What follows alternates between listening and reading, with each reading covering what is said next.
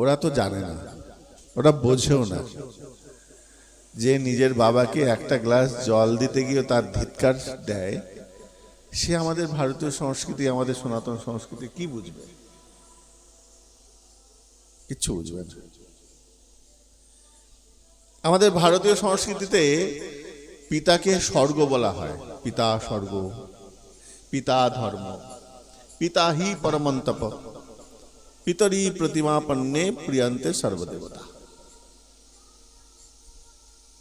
আমরা এই শ্লোকগুলো পড়েছি, অনেক জায়গায় শুনেওছি, কিন্তু এর ভাব অর্থ জানি না।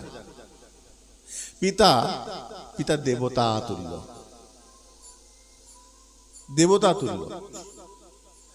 পিতা স্বর্গ, পিতা ধর্ম, পিতা হি পরমম তপ। সন্তানের কাছে পিতা একটা তপস্যার বিষয়, এটা তপস্যার ফল। সবাই ভালো পিতা পায় না। যেমন ভালো সন্তানের জন্য অনেকে চেষ্টা করে, তেমনি ভালো পিতা পাওয়ার জন্য সেই সন্তানেরা চেষ্টা করে যে আমি যেন ভালো বংশে, ভালো পরিবারে, ভালো পিতার অধীনে যেন আসি। পিতা স্বর্গ। পিতা স্বর্গ কেন না? আমরা, আমাদের কাছে স্বর্গের যে একটা উদাহরণ বা স্বর্গ সম্বন্ধে আমাদের যতটুকু জ্ঞান আছে, স্বর্গ মানে যেখানে তুমি সব রকম সুযোগ সুবিধা পাবে, যা চাইবে তাই পাবে, যেটা মনে মনে ভাববে সেটা স্বর্গ তোমাকে দেবে। এটা স্বর্গের বিশেষত্ব। তাই পিতা স্বর্গ। পিতার মধ্যে এই গুণটা কি আছে না? আমার যে মনের অভিলাষ, আমি যখন স্কুল জীবনে রয়েছি, ছাত্র জীবনে রয়েছি, বা তার আগে শৈশব জীবনে, বাবার কাছে গিয়ে চাইলে পরে বাবা সেই জিনিসটা এনে দেন। বাবা স্বর্গ। পিতা ধর্ম। ধর্ম কেন? বলে ধর্ম তোমাকে ধরে রাখে, পতিত হতে দেয় না। ধর্ম রক্ষিত রক্ষিতাহা। ধর্ম তোমাকে পড়তে দেয় না, প্রতি মুহূর্তে রক্ষা করছে বাবা।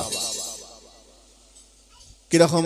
পারিপার্শ্বিক পরিবেশ থেকে, সমাজের থেকে, নোংরা সমাজের থেকে বাবা প্রতি মুহূর্তে চেষ্টা করছে।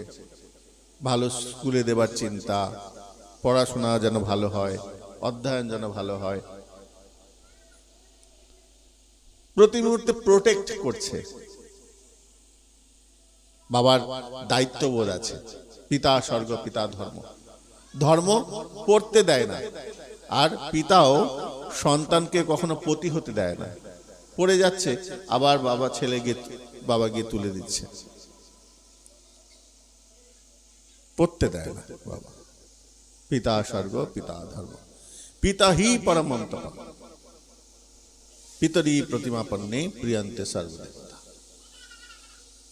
তো যত যত দেবতার যে গুণগুলো রয়েছে, দেবতাদের যে গুণগুলো রয়েছে, আমার পিতার মধ্যে সেই গুণগুলো রয়েছে। নিজে হয়তো ভালো কোনো খাবার খায় না, কিন্তু কোথাও গেলে পরে সেই সুন্দর খাবারটা ছেলের জন্য, মেয়ের জন্য নিয়ে আসে। কোথাও ভালো জিনিস দেখলে পরে সবার আগে যার কথা মনে পড়ে, সন্তানের জন্য সে নিয়ে আসে। এটা হলো বাবা। নিজে হয়তো ওই ছেঁড়া জুতোটা কোনোদিন ঠিক করেন, নতুন জুতো কেনার সুযোগ পায়নি বা কেনে নাই, কিন্তু ছেলের প্রত্যেক বছর, মেয়ের প্রত্যেক বছর নতুন নতুন জুতো আসছে। প্রত্যেক দুর্গাপূজায়, জন্মদিনে, কোনো একটা বিশেষ অনুষ্ঠানে ছেলের জন্য, মেয়ের জন্য জুতো, জামা কাপড় আসছে। কিন্তু বাবার সেই ফাটা জামা, ছেঁড়া জুতো, সেই পরেই কাজে যায়। কখনো কখনো ওই হাওয়াই চপ্পলের নিচে সেফটি পিন দিয়ে আটকানো থাকে। এটা বাবা।